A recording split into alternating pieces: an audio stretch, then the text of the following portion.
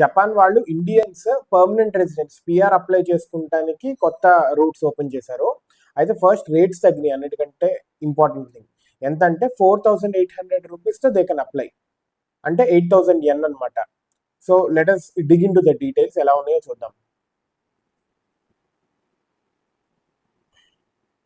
అయితే ఈ PR status అనేది ఇండివిజువల్స్ని జపాన్లో ఉండొచ్చు and they can work indefinitely, ఎంత కాలమైనా పనిచేసుకోవచ్చు. అయితే ఈ పిఆర్ వల్ల మెయిన్ బెనిఫిట్స్ ఏంటంటే అన్రిస్ట్రిక్టెడ్ ఎంప్లాయ్మెంట్ రైట్స్, బ్యాంకింగ్కి లోన్స్కి యాక్సెస్ వస్తుంది, అండ్ వీసా రెన్యూవల్స్ ఉంటాయి కదా, ఫ్రీక్వెంట్గా వీసా రెన్యూ చేసుకోవాల్సి వస్తుంది, దానికి ఎగ్జంప్షన్ అనమాట.